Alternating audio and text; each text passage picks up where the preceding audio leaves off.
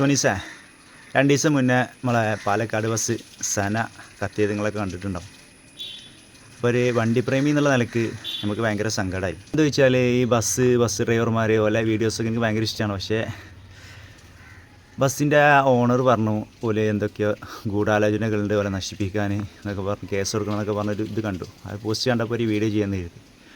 ഒരു 5-6 വർഷം മുന്നേ പാലക്കാട് വെച്ചിട്ട് അന്ന് ഇതിയാസ് ആണ് അന്ന് ഈ സനക്ക് പകരം ഇവിടെ ഭരിക്കണത്.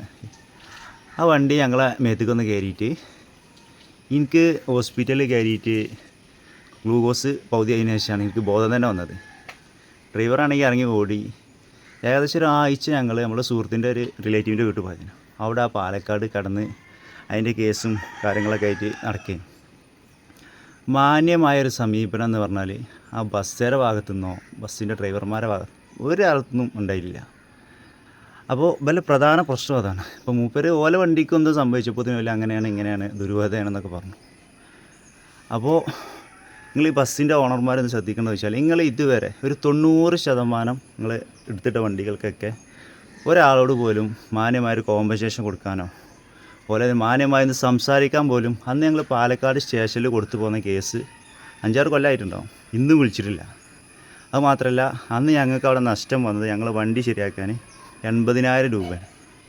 ആ 80,000 രൂപ ഇന്നത്തെ പൈസ ഉണ്ടെങ്കിൽ 1.5 ലക്ഷം രൂപേൻ്റെ വാല്യൂ ഉണ്ടാവും.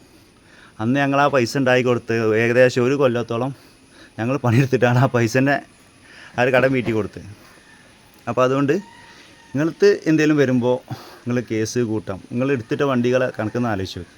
മറ്റുള്ളവരെ കണ്ണീരിമ കെട്ടിപ്പോക്കണം ഏത് വണ്ടിയാലും, ഞാൻ സനൻ്റെ കാര്യമല്ല, ഏത് 90% നമ്മളെ പ്രൈവറ്റ് ബസ്സുകാരും ഒരു 5,000 റുപ്യ തരാറിയും അതിൻ്റെ മേലേക്കാണ് നിങ്ങൾ കേസാക്കി കളി. എന്നിട്ട് ഇവർക്ക് അതിന് പകരം വരിക വല്ല ഗുണ്ടാളോ വല്ല വക്കീലോ അങ്ങനെ കാര്യപ്പെട്ട ആരെങ്കിലൊക്കെ ഇതിന് വരിക. അപ്പോൾ ഒരു 90% വണ്ടിക്കാരും മാന്യമായ രീതിയിലുള്ള സമീപനം പോലും നടത്തുന്നില്ല. അതാണ് മെയിൻ ഇത്. അപ്പോൾ നമുക്ക് എന്താ വെച്ചാൽ നിങ്ങൾക്ക് എന്തെങ്കിലും വരുമ്പോൾ അത് നിങ്ങളൊരു കേസ് അങ്ങനെയാണ് ദുരൂഹതയാണ് ഇതാണെന്നുള്ളതല്ല. എല്ലാവരും ഞാൻ ഈ വണ്ടി ഓടിക്കുന്ന റോട്ടിൽ കൂടെ പോകണം എല്ലാവരും ഇവിടെയും പരിഗണിക്കുന്നത്. കാരണം ഓരോരുത്തരും ഡ്രീമാണ് ഓരോ വണ്ടി എന്നുള്ളത്. നമ്മളൊക്കെ അന്ന് ആ വണ്ടി എടുത്ത് അത് തട്ടീന് ശേഷം പിന്നെ ആ വണ്ടി കൊടുത്തേക്കാണ്.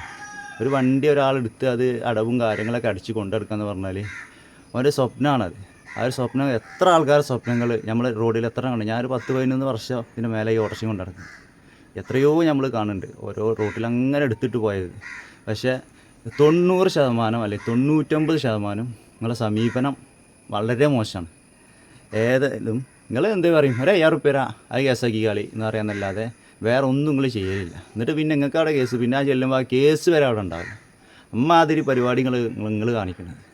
അപ്പോൾ ബാക്കിയുള്ളവരെയും കൂടി ഒന്ന് പരിഗണിക്കുക. ഇതേ അവസ്ഥ എല്ലാവർക്കും വരുമ്പോൾ എല്ലാവർക്കും സങ്കടം ഉണ്ടാവും. കാരണം ഒരു വണ്ടി കണ്ട് നമ്മൾ പൊന്നു പോലെ കൊണ്ടെടുക്കുന്ന വണ്ടി പറിച്ച് തെറിച്ച് 4 ഇതാണ്ടാക്കിയിടുമ്പോൾ ഉള്ളൊരു ഇടങ്ങാറെന്ന് പറഞ്ഞാൽ അതെല്ലാവർക്കും അത് നിങ്ങൾക്ക് തന്നെ മനസ്സിലാവും. നിങ്ങളെ വണ്ടിക്ക് വന്നപ്പോൾ ഇടങ്ങാറ് നിങ്ങൾക്ക് മനസ്സിലായില്ലേ. അതുപോലെ എല്ലാവർക്കും വണ്ടി അവനാൻ്റെ വണ്ടി പൊന്നാന്നുള്ളത് നിങ്ങൾ മനസ്സിലാക്കുക. ഓക്കെ.